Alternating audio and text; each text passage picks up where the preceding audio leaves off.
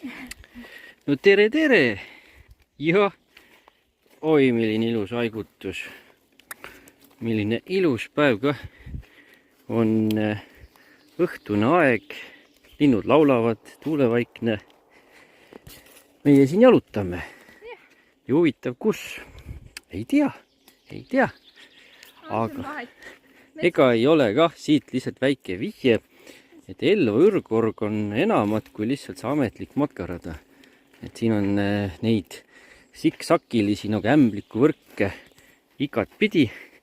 Ja meie oleme siin praegu ühte läbimas. Vot nii. See rada on täitsa äge rada. Vankrile sobib hästi. Ja, vot. Järgmise korrani. Meie vurrame edasi.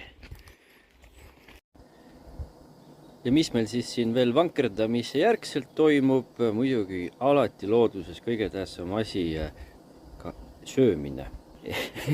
Et nüüd, kes videot nägi, siis on meil eelmises videos, viimases videos pikemas järele jäänud friikartulid. Siin on vinkuviinerid. Muidugi meil ei sool maha ja siis ma panin kuusevõrseid siia. Ketšup on õnneks olemas. Nii, noorhärra sõi endal kõhu täis just, käis mähku boksis ära. Nüüd ka siin natukene chillib, oleme siis Jõeharu telkimisalal. Siin on hea mõnus niimoodi avaralt olla auto seal ja vot. Ja siis sööme kõhud täisega, varsti lähme jälle koju. Niimoodi see asi käib siin looduses, vahelduslikult kodus ja väljas. Minge ka. Tšau!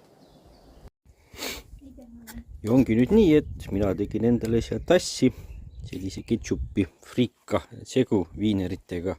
Salatit närime kõrvale ja punast värvi on ja temale veel meeldib pealt vaadata ja kaasa rääkida. Aine. Võt nii.